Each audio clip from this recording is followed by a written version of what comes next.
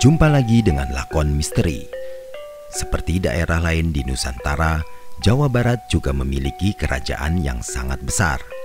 Namun tahukah kalian bahwa menurut ahli sejarah dari Universitas Padjadjaran, Profesor Nina Herlina Lubis mengatakan bahwa kerajaan Padjadjaran itu tidak pernah ada. Kok bisa? Begini ceritanya. Menurut Profesor Nina Herlina Lubis, setidaknya ada 4 fakta yang menjelaskan bahwa tidak ada kerajaan Padjadjaran di Jawa Barat. Hal ini disimpulkan dari penemuan fakta sejarah primer yang ada di daerah Jawa Barat. Lalu apa 4 fakta itu? Pertama, Jawa Barat pernah memiliki 2 kerajaan besar setelah Kerajaan Tarumanegara runtuh, yaitu Kerajaan Galuh dan Kerajaan Sunda. 2 kerajaan ini memiliki akar kuat sebagai identitas sejarah dan budaya dari masyarakat Sunda. Jika kita bicara tentang Kerajaan Sunda, maka tidak akan lepas dari Kerajaan Galuh.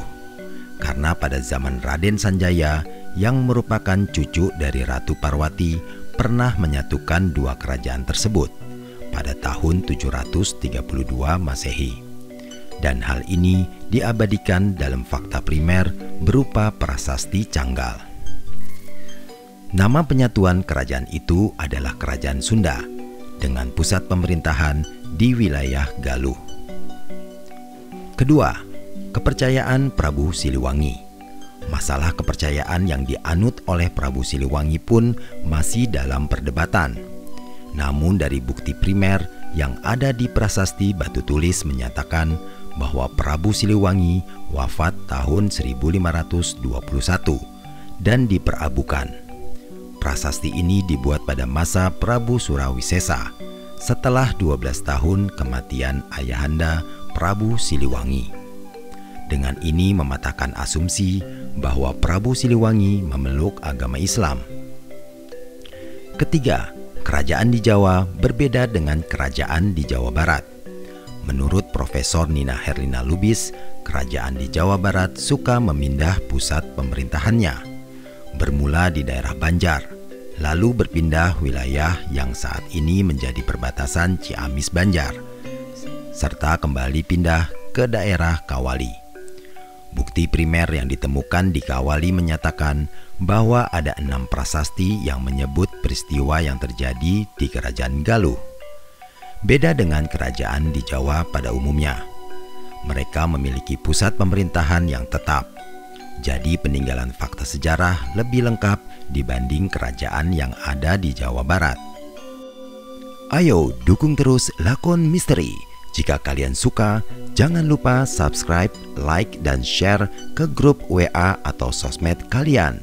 Jika sudah 5.000 subscriber, lakon misteri akan memberikan giveaway buat kalian yang setia dengan lakon misteri.